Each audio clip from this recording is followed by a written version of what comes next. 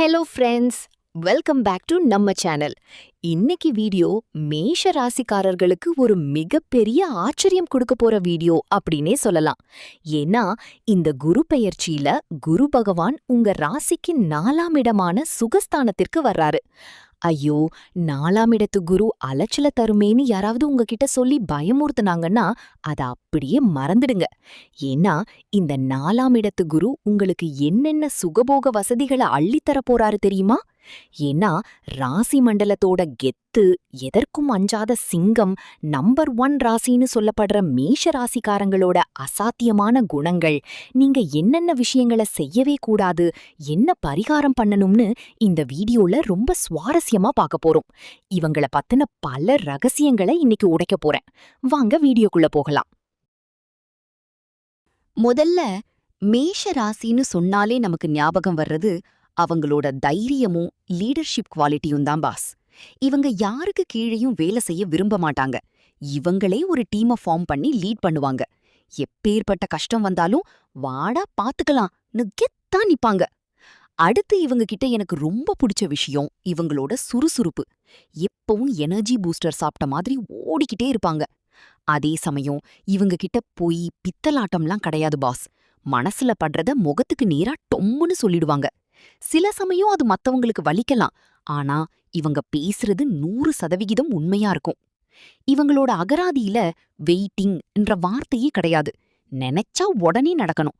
அதே மாதிரி இவங்களுக்கு ஈகோ கிடையாது, ஆனா அசுரத்தனமான சுயமரியாதை உண்டு. தன்மானத்தை யாராச்சும் தொட்டாங்க, அவ்வளோதான். அவங்க யாரா இருந்தாலும் தூக்கி போட்டு மிதிச்சிட்டு போயிட்டே இருப்பாங்க. நட்புக்கு உயிர் கொடுப்பாங்க நம்ம மேஷராசிக்காரங்க. இவங்கள வெளிய பார்க்க ரொம்ப கோவக்காரங்க, ரஃப்பான ஆளுங்கன்னு நினைப்பீங்க. ஆனா நெஜத்தை சொல்லட்டுமா, இவங்க கிட்ட ஒரு குழந்தை மனசு இருக்கு. அன்பா 4 வார்த்தை பேசினா அப்படியே உருகிடுவாங்க.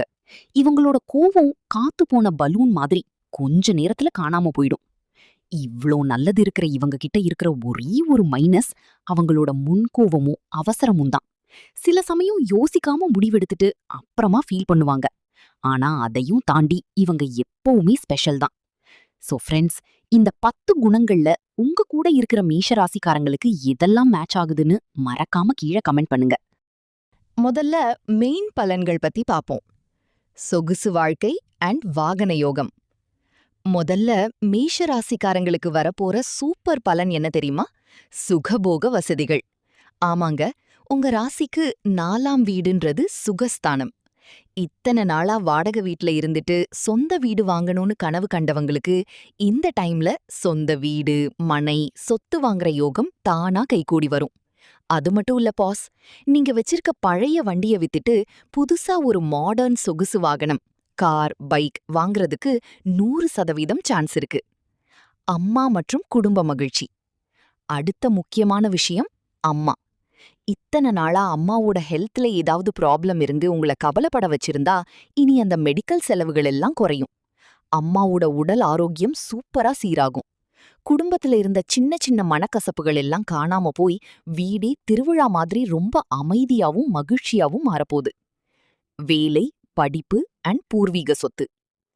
வேலை பார்க்குற இடத்துல நீங்க ரொம்ப நாளா எதிர்பார்த்துட்டு இருந்த நல்ல ஊருக்கு டிரான்ஸ்ஃபர், டிசையர்ட் லொகேஷன் டிரான்ஸ்ஃபர் அல்லது சாதகமான இடமாற்றம் கண்டிப்பா கிடைக்கும்.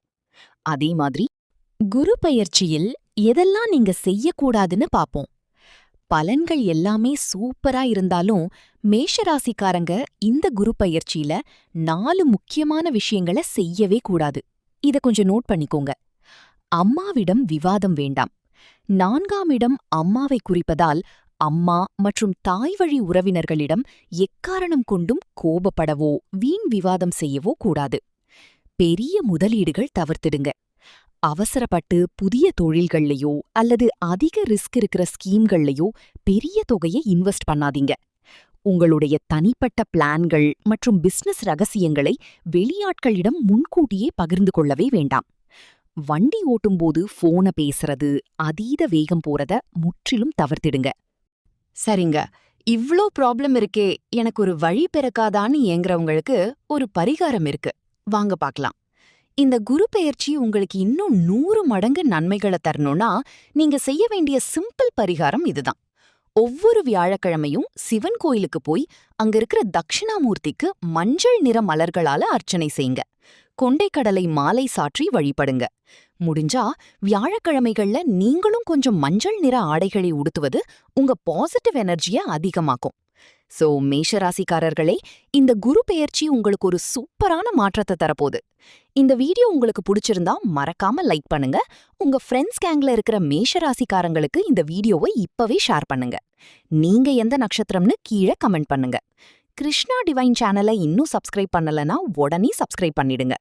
12 ராசிக்கான வீடியோ நம்ம சேனல்ல போட்டிருக்கோம். லிங்க் டிஸ்கிரிப்ஷன்ல இருக்கு, மறக்காம பாருங்க.